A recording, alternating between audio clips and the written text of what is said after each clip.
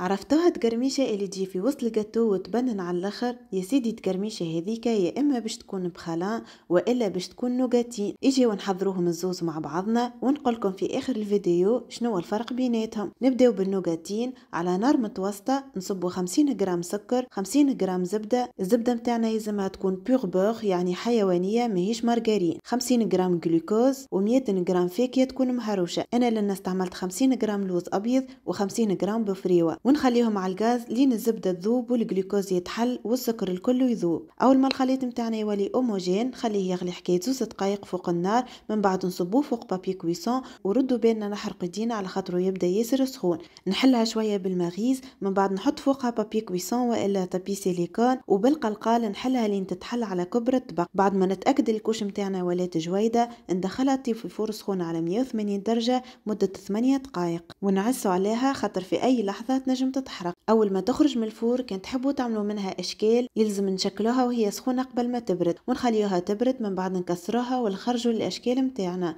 واللي قعد نفتفتوه باليدين يتفتفت راهو فاسيلمون. وهيك هي اد قرميشه اللي تجي في وسط الجاتو والا ندوروا بها الجاتو على الجنيب والا حتى من الفوق. وبالنسبه للبخلان نحط السكر يذوب على نار متوسطه لين يولي كراميل، نزيدوه الفاكهه تكون محمره، يلزم قد السكر قد الفاكهه، نصبوهم فوق بابي كويسون ونحلوهم بالباهي. اول ما يبردوا نكسروهم باليدين، من بعد بالقلقال ننزلوا عليهم لين يتفتفتوا، وهكا يكون البخلان تاعنا حضر. وتوا زعما شنو الفرق بيناتهم؟